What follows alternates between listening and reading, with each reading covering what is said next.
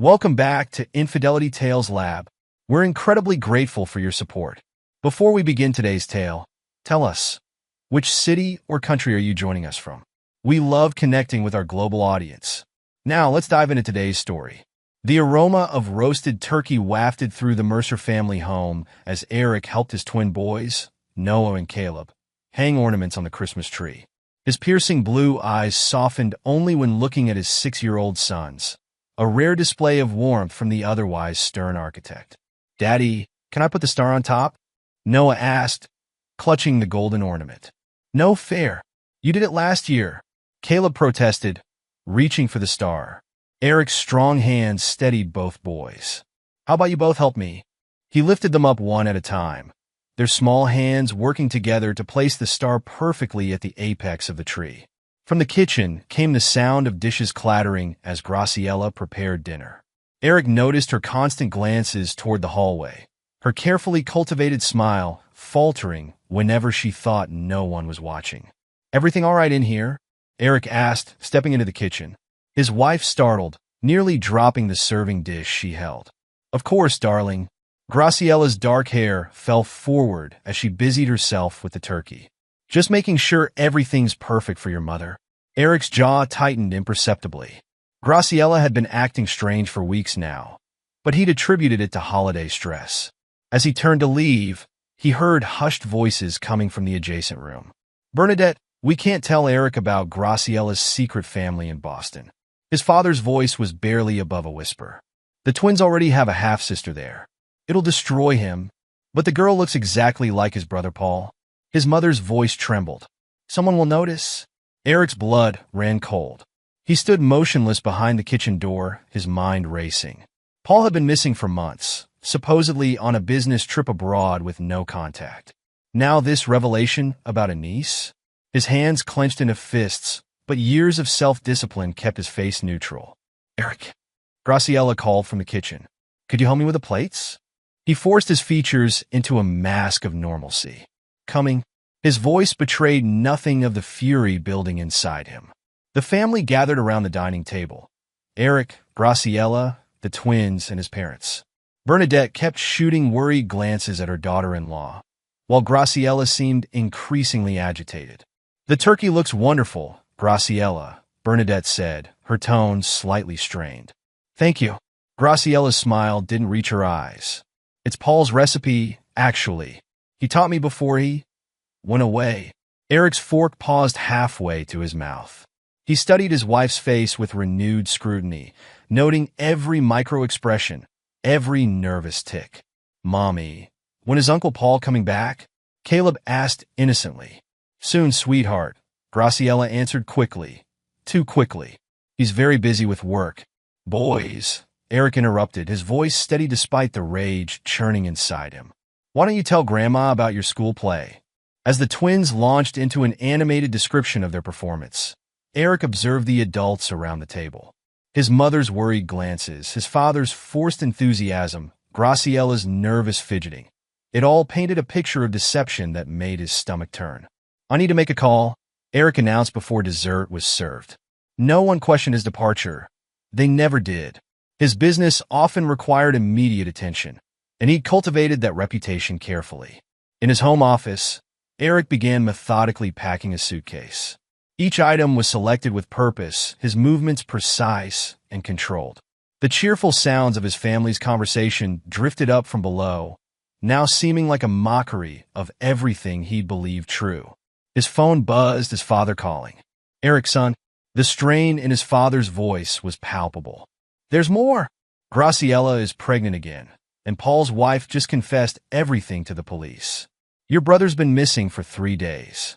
He didn't go on a business trip, as we told everyone." Eric's grip on the phone tightened, but his voice remained eerily calm. "I'm heading out of town for some urgent work. I'll be in touch." He ended the call and stood in silence, his mind already formulating plans. The pregnancy revelation was another knife in his back, but he wouldn't let emotion cloud his judgment. They would all pay for their betrayal, but it would be done his way, calculated, precise, and utterly devastating. "Is everything okay?"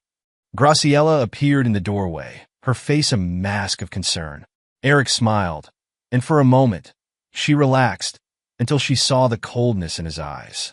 Just business, he replied smoothly. A project in Detroit needs my immediate attention. But it's Christmas, she protested weakly. Money doesn't take holidays, Graciela. He closed his suitcase with a decisive click. Neither does justice. The last word hung in the air between them, and he saw fear flicker across her face. Good. Let her worry. Let her wonder what he knew. I'll be back when I can.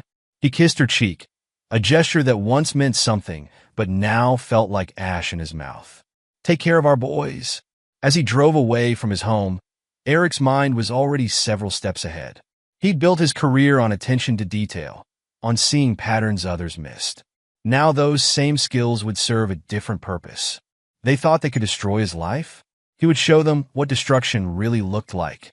The hotel room was austere but suited Eric's needs perfectly. He'd checked in under the name James Parker, paying cash and choosing a location just far enough from Chicago to avoid accidental encounters. The desk became his command center, laptop open to multiple tabs as he began his investigation. His first call was to Jan O'Connor, his business partner of 15 years. Jan answered on the second ring. Eric? Thought you'd be knee-deep in turkey and tinsel. Jan, I need you to handle things at the office for a few days. Eric's tone made it clear this wasn't a request. I have a personal matter that needs my full attention. A pause on the other end. Everything okay? It will be. Eric's voice held an edge that made Jan hesitate. Just keep things running. And Jan? If anyone asks about me, I'm in Detroit for the Riverside project. Got it. Take care of whatever this is. Eric's next call was to Ryan Conley, a private investigator he'd used for background checks on potential business partners. Ryan's reputation for discretion and thoroughness made him perfect for this task. They met in the hotel bar an hour later. Ryan was a solid presence in a worn leather jacket, his weathered face revealing nothing as Eric laid out his requirements. I need everything on Graciela Jenkins and Oliver Mackenzie. Eric pushed a manila envelope across the table. Phone records, financial transactions, communication patterns, travel history. Every detail, no matter how small. Ryan raised an eyebrow at the size of the retainer check. This is personal. Very. Eric's blue eyes were arctic. I want daily reports starting tomorrow. If anyone asks questions about your investigation, I want to know immediately. Understood? Ryan pocketed the envelope. One question. How far back? 3 years minimum. Focus particularly on any connections to Boston. Eric's jaw tightened. And Ryan? Money is no object. Just give me results. Over the next few days, Eric barely slept. He created spreadsheets tracking every piece of information Ryan sent, looking for patterns, connections, anomalies. The truth began emerging like a photograph developing in darkroom chemicals. Ryan's first report confirmed the affair with Oliver Mackenzie. Bank statements showed regular transfers to an account in Boston. Hotel receipts, flight records, phone logs, all painted a picture of elaborate deception. The Boston connection is solid, Ryan reported during their third meeting. Found records of a birth certificate. Girl named Sarah, age 4. Mother listed as Catherine Morris, father. He paused, watching Eric carefully. Paul Mercer. Eric's face remained impassive, but his knuckles whitened around his coffee cup. Continue. Oliver Mackenzie's company, Summit Development, has been making regular payments to an account in Graciela's name. Started about 18 months ago. Ryan slid over more documents. There's more. Mackenzie's got a reputation in the industry. Aggressive business tactics, questionable deals. Several of his projects are under investigation for permit violations. Give me everything on his business dealings. Eric's mind was already formulating plans. Every partner, every investor, every project. Late that night, Eric received a call from his mother. Eric, please come home. Bernadette's voice was thick with worry. The boys miss you. Did you know? His question cut through her plea. About Paul's daughter? About Graciela? Silence stretched between them.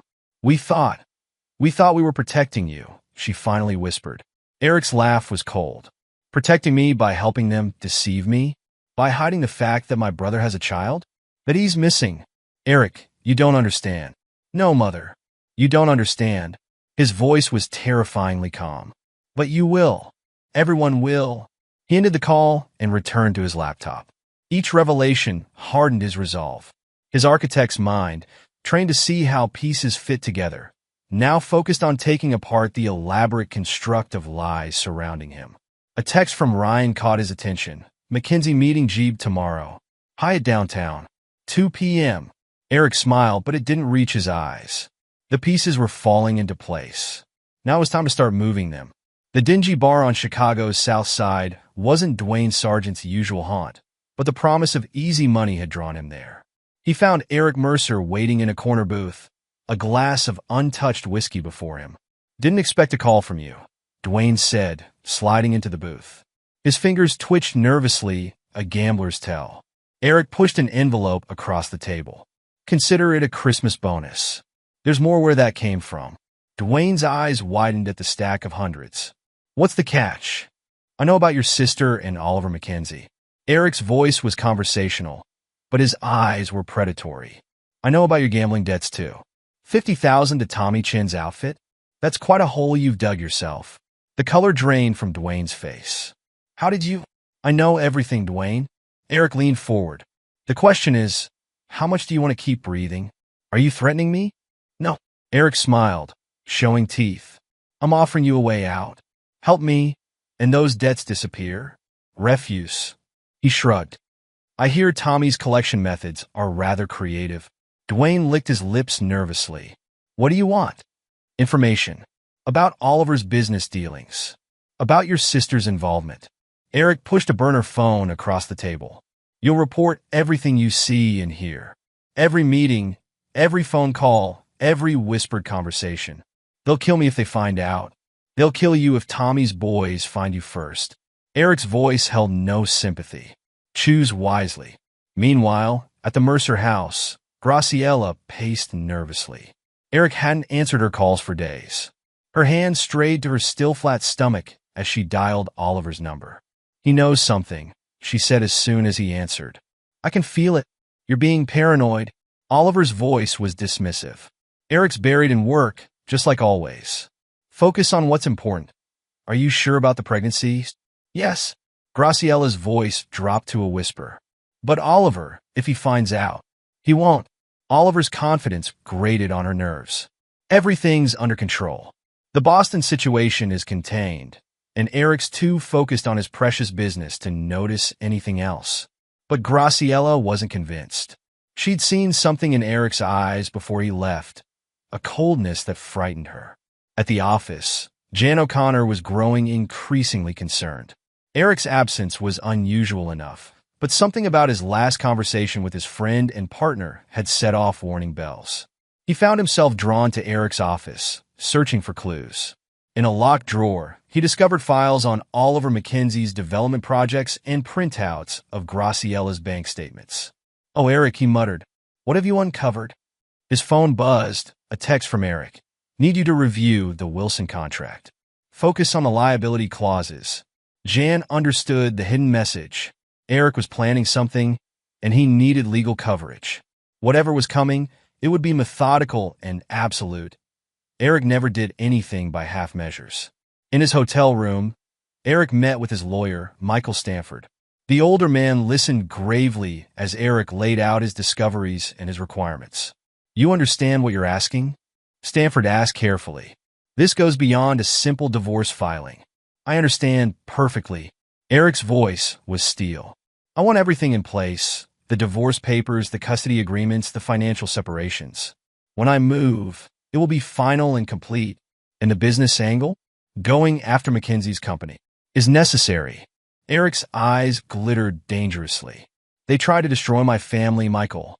Now I'll destroy everything they've built." After the lawyer left, Eric received another call from Ryan. "Got something interesting," the PI reported. "Found a connection between Mackenzie's company and Paul's disappearance. Your brother was looking into some of Summit's development deals before he vanished." Eric's hand tightened on the phone. "Keep digging. I want every detail." He ended the call and stared at the wall of information he'd created. Photos, documents, bank statements, all connected by red strings, forming a web of betrayal and deceit. At the center were two photos, Graciela and Oliver, caught by Ryan's surveillance camera, leaving a hotel together. Eric's phone buzzed again. Dwayne. Oliver's meeting with Chinese investors tomorrow, Dwayne reported nervously. Something about the Riverside project. He's nervous, man. Really nervous. Good. Eric smiled coldly. Keep watching. And Dwayne? Remember our agreement. One word to your sister or Oliver. I won't say anything. I swear. Eric ended the call and made another entry in his notebook. The pieces were moving exactly as he'd planned. Soon, very soon, he would start dismantling their world, piece by carefully chosen piece. His phone rang one final time. His father again. Son, please. Whatever you're planning.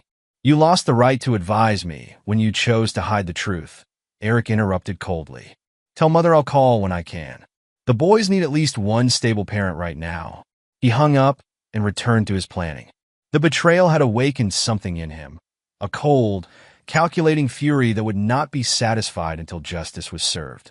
They would learn that crossing Eric Mercer was the biggest mistake of their lives, and he would make sure the lesson was unforgettable. Eric's return to Chicago carried none of the turmoil that had marked his departure. He strode into his home with measured steps, briefcase in hand, as if returning from any ordinary business trip. Graciela stood in the foyer, her practiced smile failing to mask her unease. Welcome home, she said, moving to embrace him. The boys missed you terribly. Eric allowed the embrace, his arms wrapping around her with mechanical precision. Where are they? Upstairs, doing homework. They'll be so excited to see you. As if on cue, thundering footsteps preceded the twins' appearance. Daddy! They launched themselves at him, and for a brief moment, genuine warmth touched Eric's eyes. Have you been good for your mother? He asked, knowing the weight those words carried. Yes. Noah beamed. I got an A on my math test, and I learned a new piano piece, Caleb added eagerly. Eric knelt to their level. That's excellent. Why don't you go practice, Caleb? I'd love to hear it after dinner. Once the boys disappeared upstairs, Eric turned to Graciela. I need to catch up on some work. Don't wait up. In his home office, Eric initiated the next phase of his plan. He connected with Ryan via secure messenger. Status update? Ryan's response was immediate. Surveillance equipment in place. Recording all calls and meetings. Eric smiled coldly as he reviewed the transcripts. Oliver and Graciela's conversations revealed their mounting anxiety. Eric's acting strange. Graciela's voice crackled through the recording. He's too calm. You're paranoid. Oliver dismissed. He's clueless. Focus on what matters. Have you secured those documents I asked for? I haven't had a chance. He's barely left his office since he returned. Eric's fingers flew across his keyboard, documenting every interaction. His architect's precision served him well as he constructed a timeline of their betrayal. A soft knock interrupted his work. Enter, he called out, minimizing windows with practiced efficiency. Marta Lang stepped in, her young face serious. Mr. Mercer, I've completed the analysis you requested. Eric had chosen his secretary well. Marta's sharp mind and attention to detail made her invaluable. Show me. She placed a folder on his desk. Oliver McKenzie's company financials don't add up. The property valuations are inflated by at least 40%. There's a pattern of suspicious transactions through shell companies, all leading back to this account. She pointed to a highlighted entry. The same account linked to Graciela, Eric noted, his voice devoid of emotion. Yes, sir. And there's more. The timing of these transactions coincides with your brother's disappearance. Eric's jaw tightened imperceptibly. Excellent work, Marta. I need you to compile everything. Every transaction, every connection. Leave nothing out. Of course, Mr. Mercer. She hesitated. Sir, these numbers, if they're accurate, Mackenzie's entire empire is built on fraud. I'm counting on it. Eric's smile didn't reach his eyes. That will be all, Marta. After she left, Eric contacted Dwayne. The man had proven useful, his gambling debts making him easily manipulable. I need you at the Century Club tomorrow night, Eric instructed. Mackenzie's meeting potential investors. Make sure they receive this information. He attached documents detailing Oliver's fraudulent practices. They'll kill me if they find out, Dwayne whimpered. Thought to find you first. Besides, Tommy Chen's boys are much more creative with their methods. Eric's tone left no room for argument. Don't disappoint me, Dwayne. Over the next few days, Eric orchestrated his revenge with precision. Each morning, he kissed Graciela goodbye as if nothing was amiss. Each night, he reviewed surveillance footage of her frantic meetings with Oliver. He's planning something, Oliver paced in their hotel room. My investors are asking questions. Someone's been feeding them information. What do we do? Graciela's voice trembled. Nothing. We stick to the plan. The pregnancy will keep him distracted. Men like Eric always want to protect their legacy. Eric's laugh was silent and bitter as he watched. They had no idea how wrong they were.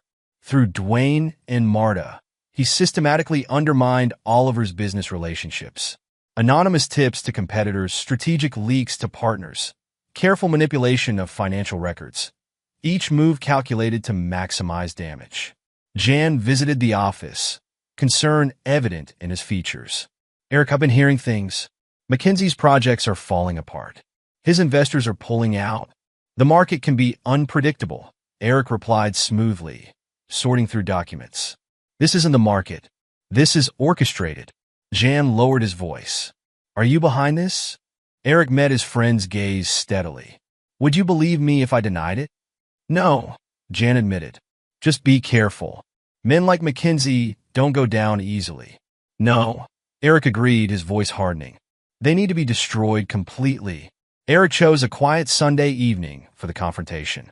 The twins were at their grandparents', and Graciela had just returned from another shopping trip, her code for meeting Oliver. He found her in their bedroom, unpacking her bag with nervous energy. Good day? He asked, leaning against the doorframe. Yes, just running errands. Her smile was brittle. Did you eat? I can make something. Sit down, Graciela. His tone made it clear this wasn't a request. She perched on the edge of their bed, hands twisting in her lap. Eric? What's wrong? He placed a thick folder on the dresser. I know about Oliver. I know about the Boston family. I know everything. The color drained from her face. I don't know what you're talking about. Don't. His voice cut through her denial like a knife. I have everything. Phone records, bank statements, hotel receipts, your affair with Oliver, Paul's daughter in Boston. Every lie, every betrayal, documented and verified. Eric, please, I can explain. He began laying out documents methodically. Your secret account, linked to Oliver's company. Your meetings, documented with photographs. Your phone conversations, recorded and transcribed. Would you like me to continue? Graciela's face crumpled. It's not what you think. It's exactly what I think. Eric's voice remained terrifyingly calm. You and Oliver conspired behind my back. You helped him hide information about my brother's disappearance. You're carrying his child while pretending it's mine. She gasped. How did you? I know everything, Graciela. Everything. He straightened the papers with precise movements. I've already contacted my lawyer. You'll be served divorce papers tomorrow. I'm seeking full custody of the twins. You can't do this. She lurched to her feet, tears streaming down her face. The boys need their mother. The boys need stability and truth, Eric corrected coldly.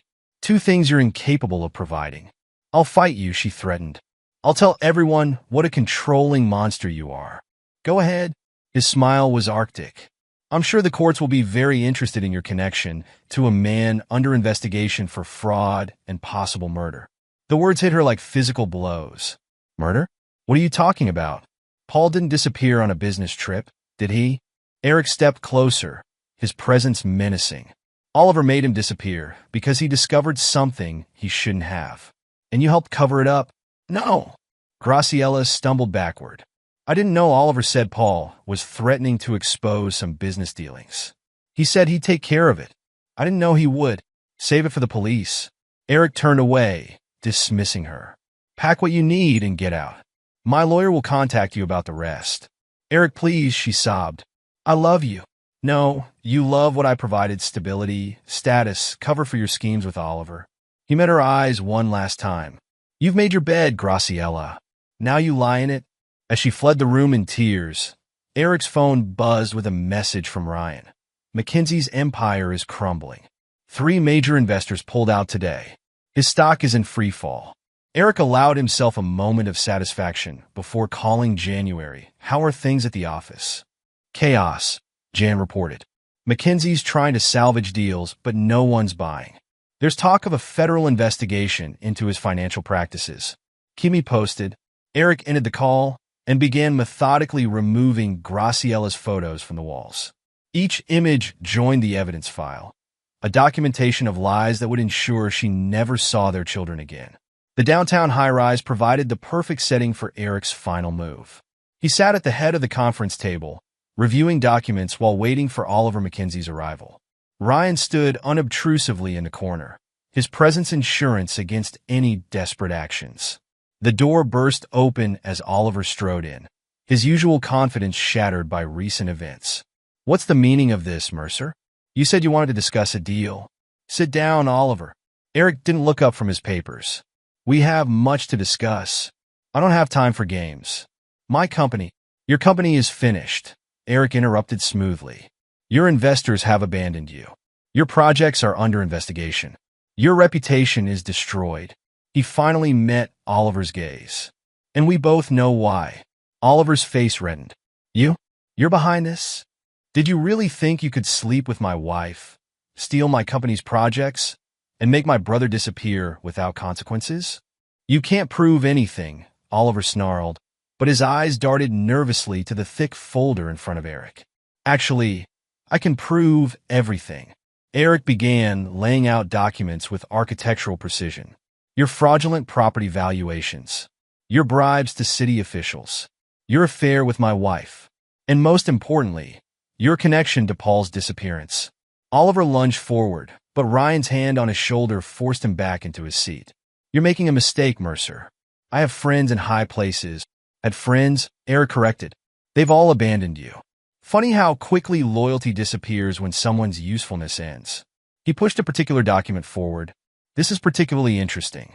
A transfer of funds to a known hitman the day before Paul vanished. The same hitman who was recently arrested and seems very eager to make a deal. You're bluffing. Oliver's voice shook slightly. Am I? Eric stood, his height allowing him to tower over Oliver. Your empire is in ruins. Graciella has abandoned you. The police are building a case against you for Paul's murder. You've lost everything, Oliver. Just like you intended for me. Oliver's composure finally cracked. With a roar of rage, he launched himself at Eric, but Ryan was faster. The PI had Oliver pinned to the table before he could reach Eric. That was a mistake, Eric said calmly, straightening his tie. Assault charges will look wonderful alongside fraud and murder. I'll kill you, Oliver spat. I'll destroy everything you love. No, Oliver. I've destroyed everything you love. Your business, your reputation, your freedom. Eric gathered his documents methodically. The authorities are waiting downstairs. They're very interested in what you know about Paul's disappearance. As Ryan hauled Oliver to his feet, Eric stepped close one final time. You tried to take everything from me. Now you understand the cost of that mistake. Eric watched him passively as Ryan escorted a struggling Oliver from the room. His phone buzzed, a message from Jan. Federal agents just raided McKinsey's offices. It's over. Eric straightened his cuffs, satisfaction coursing through him. Phase 2 was complete. His enemies were destroyed, their lives dismantled with the same precision they'd used to attack his family. Now, only justice for Paul remained. Graciella stood outside Eric's office building, her designer clothes now seeming like a costume rather than status symbols. Security had strict instructions. She wasn't allowed past the lobby. Please, she begged the guard. Just tell him I need 5 minutes. Sorry, ma'am. Mr. Mercer's orders are clear. Her phone buzzed. Another call from her lawyer. The divorce papers had arrived that morning, the terms brutal in their totality. Eric wasn't just ending their marriage. He was systematically erasing her from their lives. She tried calling Oliver again, but his number was disconnected. His office phone rang endlessly. Even his secretary had vanished. The carefully constructed world she'd built was crumbling around her. In his office, Eric reviewed the latest reports from his legal team.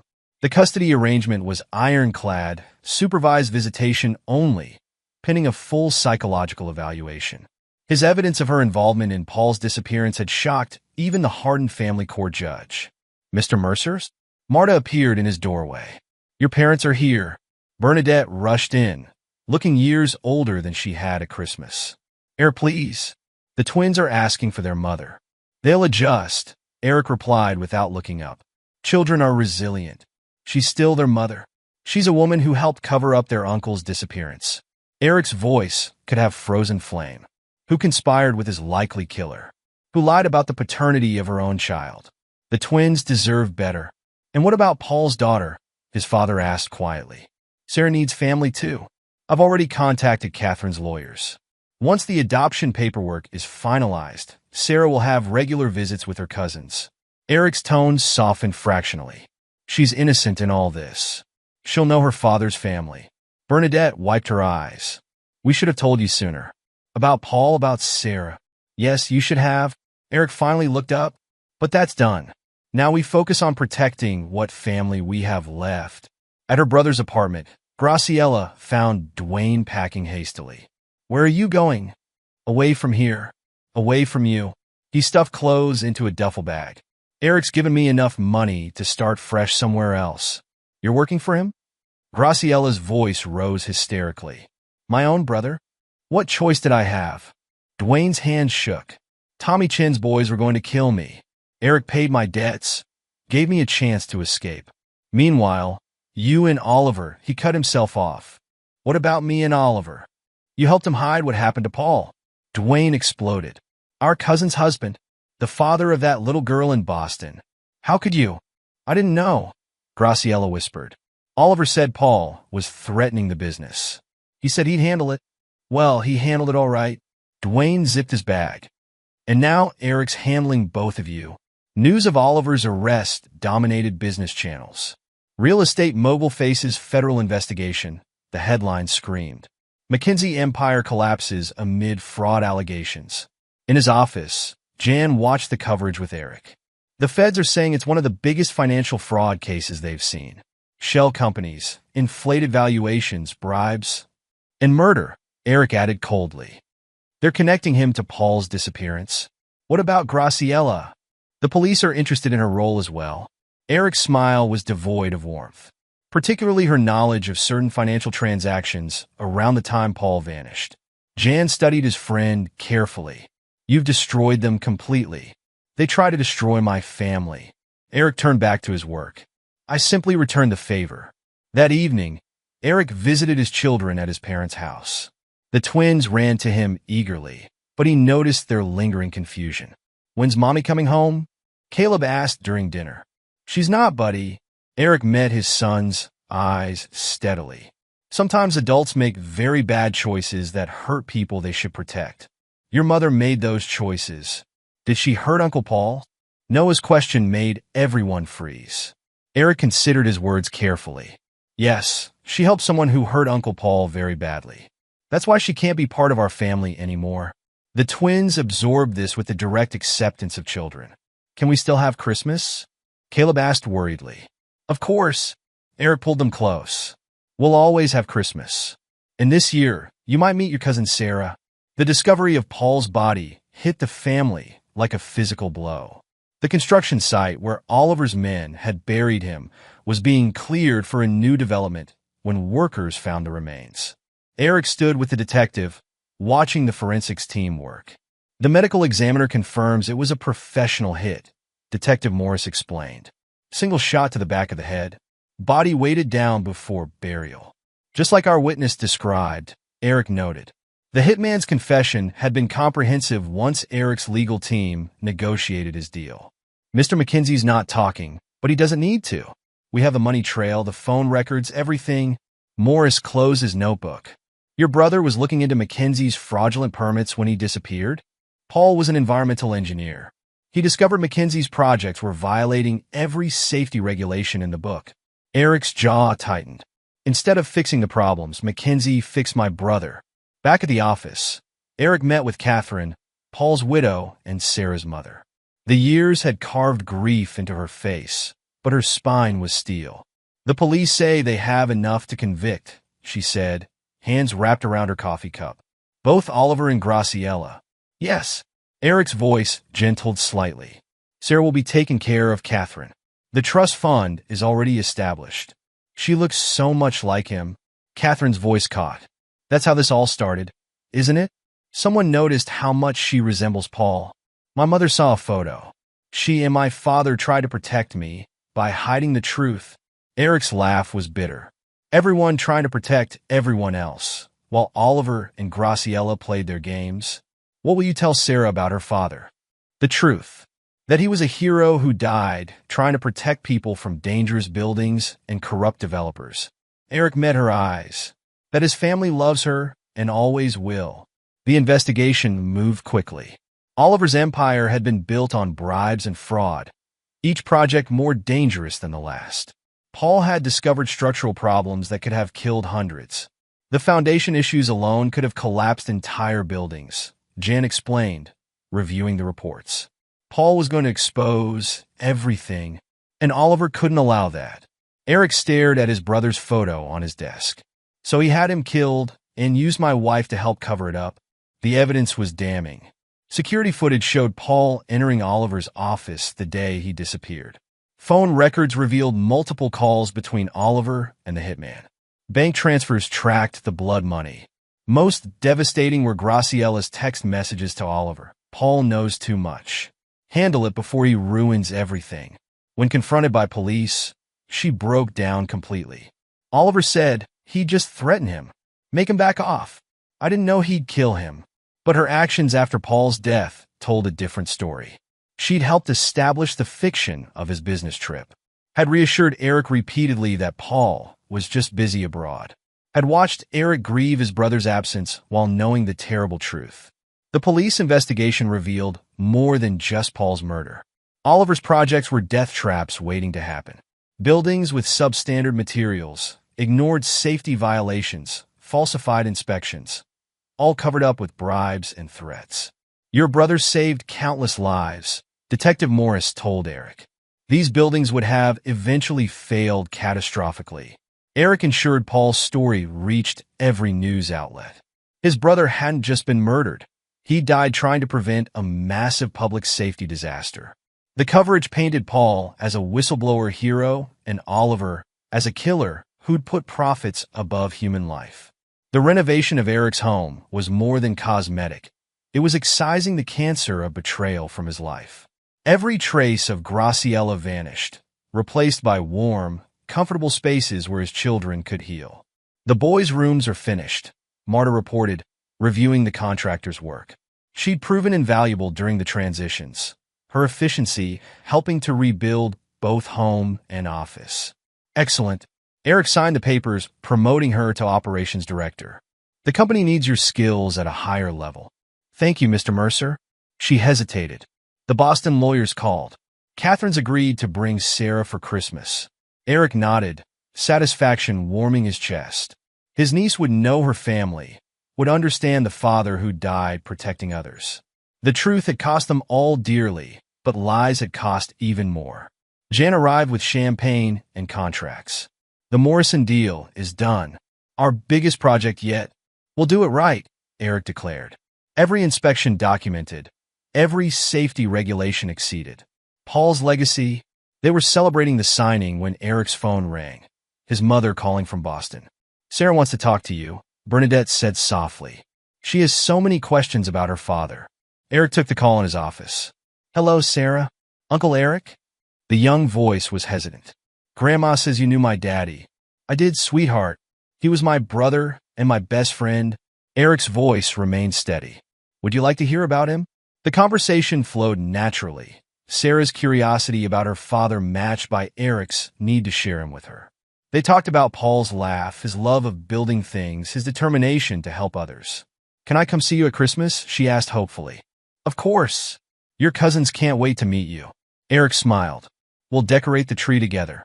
That December, Eric watched his children and niece hanging ornaments on a fresh pine tree. Their laughter filled the house, chasing away the ghosts of last year's betrayals. Daddy, can I put the star on top? Noah held up the golden ornament. No fair. You did it last year. Caleb protested. Sarah giggled. Maybe we can all help? Eric lifted them one by one, their small hands working together to place the star. The simple joy in their faces was its own kind of justice. The innocent protected, the guilty punished, the truth revealed. Later, as the children slept, Eric sat in his office reviewing the final reports. Oliver faced life in prison for Paul's murder, his business empire dismantled. Graciela had taken a plea deal, trading testimony for a lighter sentence. She would never see the twins again. Dwayne had disappeared to California, his gambling debts paid and his sister's betrayal behind him. The police had closed Paul's case. Justice finally served. Eric closed the files with finality. The winter of betrayal had ended. Spring would bring new projects, new challenges, new joy with his expanded family. He had protected his children, avenged his brother, and rebuilt his world stronger than before. The sound of small feet made him turn. Sarah stood in the doorway, clutching a photo of Paul. "Tell me another story about Daddy," she asked sleepily. Eric lifted her onto his lap, vengeance melting into tenderness. This was Paul's true legacy, not the manner of his death, but the love that lived on in his daughter. "Your father was the bravest man I knew," Eric began, his voice soft but strong. "And he would have loved you more than anything in the world." Outside his office, the Christmas tree glowed warmly, its stars shining like a beacon of hope for their renewed family. They had weathered the storm of betrayal and emerged stronger, wiser, more resilient. The past was behind them, and the future stretched bright before them, full of promise and possibility. Epilogue: 5 years later. The Illinois State Correctional Center for Women maintained strict visiting hours. Graciela Jenkins, inmate number 47291, sat in the visitation room, her once manicured hands now rough from prison work detail. Her dark hair had lost its salon perfection, gray strands prominent despite her relatively young age. Her monthly visit from her court-appointed therapist was one of few connections to the outside world. No one else came anymore. Not her brother, not her former friends, and certainly not her children. "How are you adjusting to the new medication?" Dr. Peterson asked, reviewing her notes.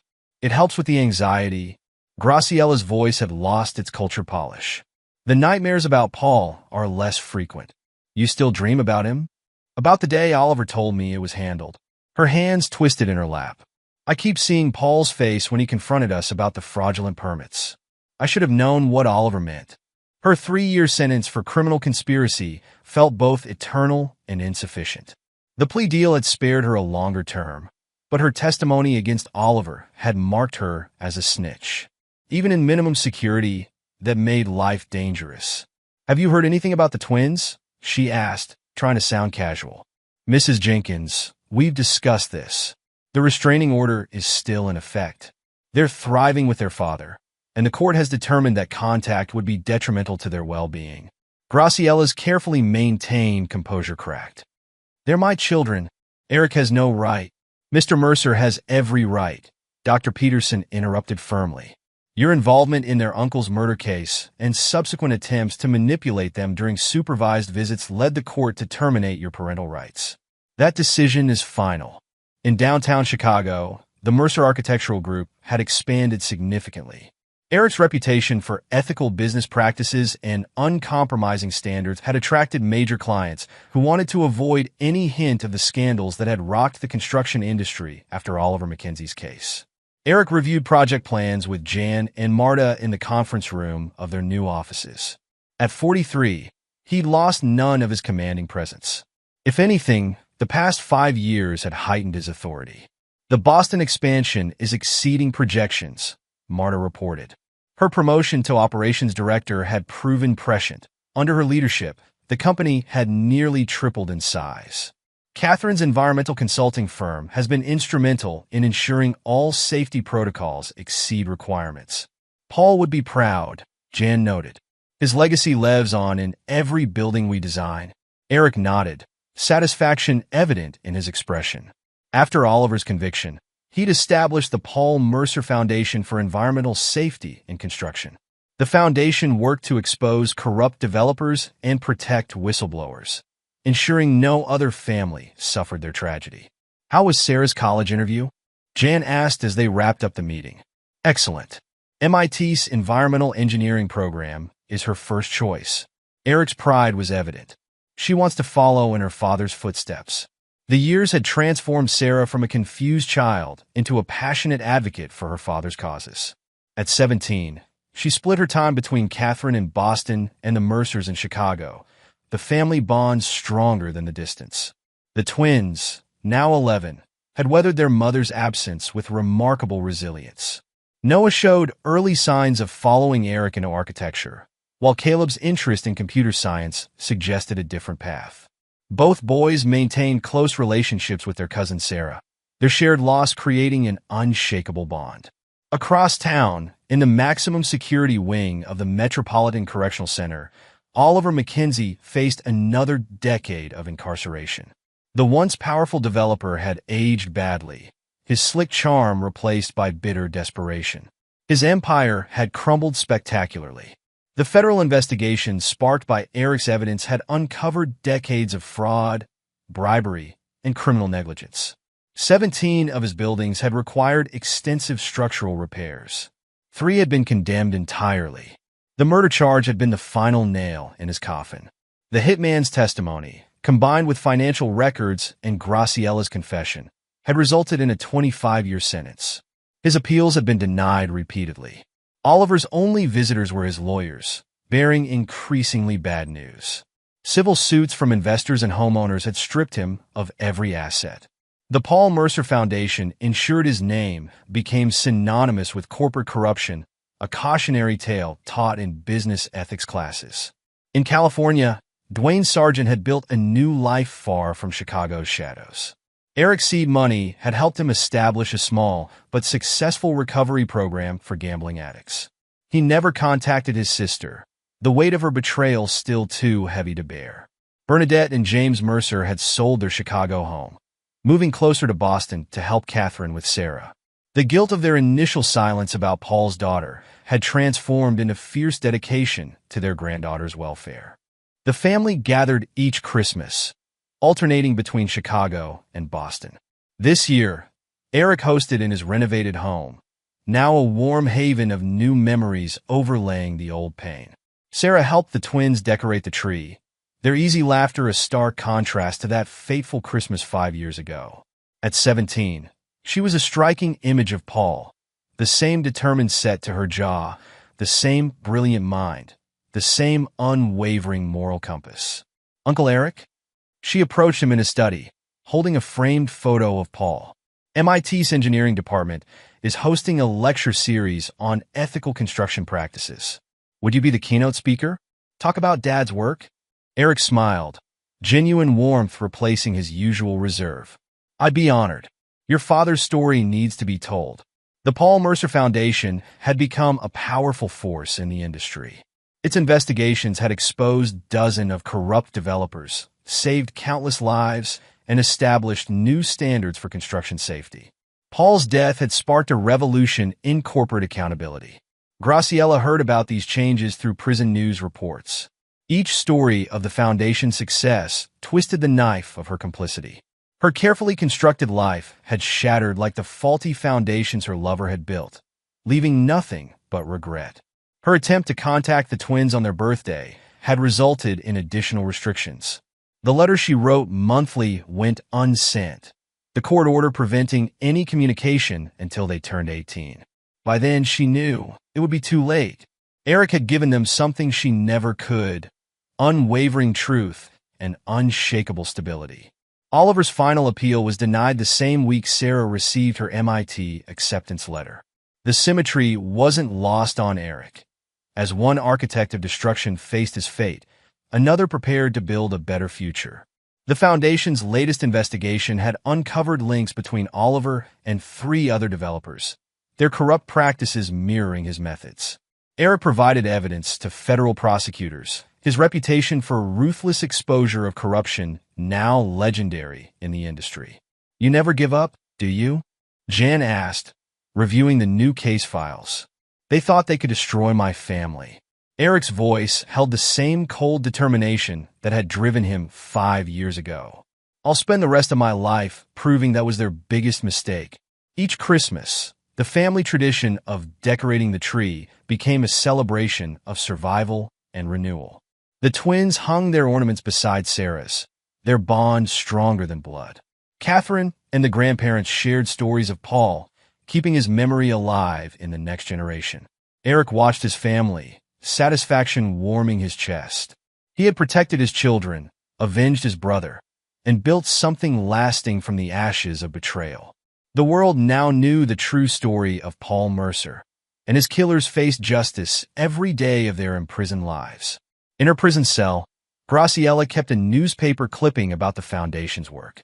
The photo showed Eric with the twins and Sarah at a charity gala, their happiness a constant reminder of everything she'd lost. Her therapist called it self-punishment, but she saw it as penance, a daily reminder that actions had consequences, and some betrayals could never be forgiven. Oliver, in his maximum security cell, had finally stopped applying for appeals. His lawyers had abandoned him, his money was gone, and his name was Mud.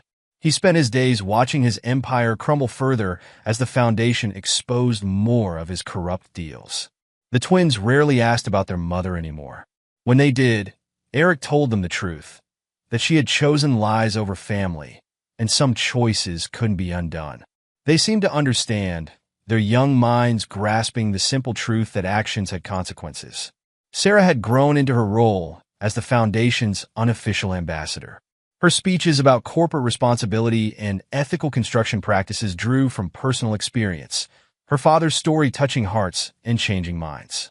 "Dad would be proud of all of us," she told Eric after a particularly successful Foundation event. "We've made sure his death wasn't in vain."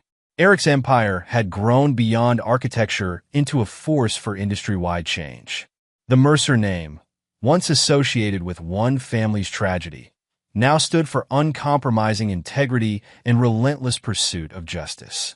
The truth about Paul's murder had sparked a nationwide conversation about corporate corruption and whistleblower protection. New laws bore his name, protecting those who dared to expose dangerous practices. Each year, the Foundation hosted the Paul Mercer Ethics in Construction Symposium. Industry leaders gathered to discuss safety standards and corporate responsibility, while Sarah and the twins presented scholarships to engineering students committed to ethical practices. Eric's ruthless destruction of those who had betrayed him became a cautionary tale in Chicago's business circles. His enemies had learned the hard way that crossing Eric Mercer meant complete and systematic annihilation, professional, personal, and legal. Yet with his family, he showed a different side. He attended every school event, supported every interest, and ensured his children grew up understanding both justice and mercy. They learned that strength meant protecting others, and that family meant standing together against any threat. The twins excelled in school, their father's determination evident in their approach to challenges. Sarah's acceptance to MIT was just the beginning. The next generation of Mercers would build on Paul's legacy, ensuring that truth and justice remained their family's foundation. As Eric sat in his study that Christmas Eve, he reflected on the 5 years since that fateful December night. His enemies were imprisoned, his family was stronger, and his brother's legacy lived on. He had turned tragedy into triumph, betrayal into strength, and loss into lasting change. The sound of laughter drew him from his thoughts. In the living room, his children and niece decorated the tree, their joy unmarred by the shadows of the past.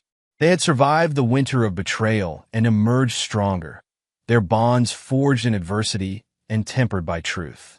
This was his true victory, not just destroying those who had wronged him, but building something stronger from the ruins. The Mercer family had faced betrayal and emerged unbroken, their legacy now one of justice served and honor preserved. In her prison cell, Graciela marked another day off her calendar. In the maximum security wing, Oliver stared at his own walls. Their choices had cost them everything, while their victims had turned tragedy into triumph. Justice, Eric had learned, wasn't just about punishment. It was about transformation. He had transformed his pain into purpose, his anger into action, and his loss into a legacy that would outlive them all.